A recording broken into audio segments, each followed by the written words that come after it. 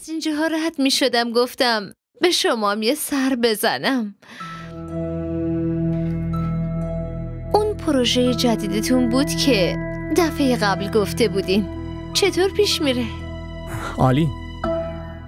ماشاءالله. خب ببینم آمادگی‌های عروسی چی؟ وقتی عروسی در کار نیست آمادگی برای چی؟ یعنی چی عروسی؟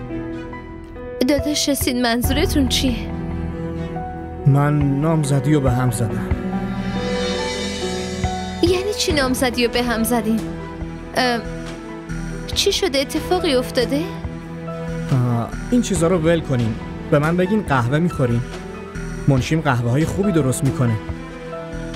شما هر بار میگین من رد میکنم، پس این بار یه آب میوه میخورم. حالیه. 2 آب میوه. آره. من معذرت میخوام که اینو دوباره میپرسم، ولی اگه سوء تفاهمی پیش اومده پس لطفاً به من بگین، من با الینا حرف میزنم. نه سوء تفاهمی پیش نیومده. فقط من فکر میکنم که من و الینا دیگه نمیتونیم با هم ادامه بدیم. چطور نمیتونین با هم ادامه بدین؟ حتما دلیلی داره، یا سر چیزی دعوا کردین؟ چیزی شده؟ نه دلیل خاصی نداره. راستش همسر باید مثل شما باشه، اینقدر مهربون و فرمان بردار و عاشق. شهزاد واقعا آدم خوششانسه.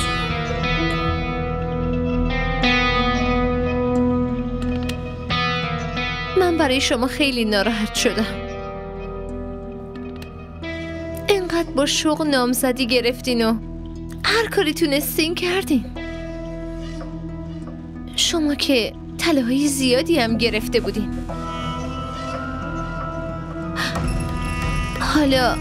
حالا باید پسشون بگیرین.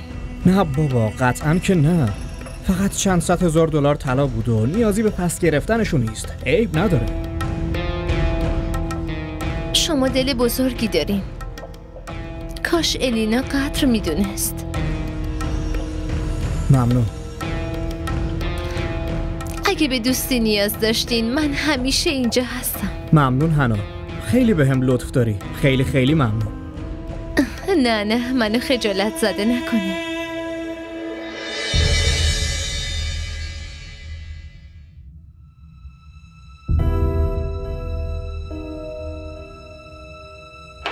خب اینم از قهوه‌ات. مرسی. من غذای مورد علاقت رو درست کردم، همون کبابی که دوست داری. یادت اونجوری که مامان برات درست میکرد؟ درست با همون دستورالعمل. امیدوارم که دوست داشته باشی. آبجی شما چرا درست کردی؟ به نوری میگفتید اون مسئول آشپزخونه است. چرا به نوری بگم عزیزم؟ یعنی من نمیتونم برات کباب درست کنم؟ من میدونم غذای مورد علاقت چیه.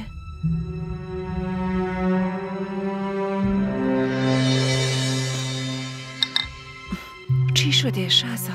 چرا تو فکری عزیزم؟ همه چیز خوبه؟ آبجی حسین و الینا رابطه‌شون به هم خورد. چی؟ به هم زدن؟ اما برای چی؟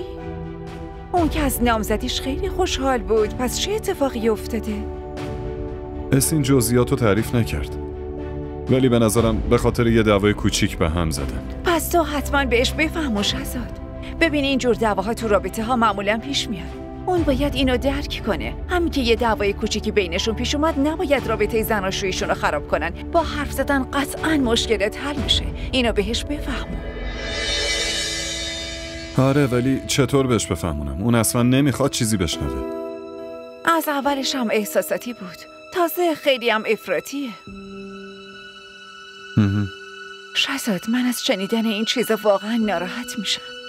الینا خیلی دختر خوبیه و اون دوتا باید یکم بیشتر از خودگذشتگی کنن. فکر کنم من باید با الینا حرف بزنم و اونو متوجه کنم. ممکنه اصلا یه راهی پیدا بشه. تو چی فکر میکنی؟ به نظر تو چی کار کنی؟ آره آبجی شما با الینا حرف بزنید، منم با اسین حرف میزنم. فعلا که عصبانیتش تموم شدنی نیست. هر موقع یکم آروم شد من باهاش حرف میزنم. نگران نباش، من مطمئنم که یه راه حلی پیدا میشه.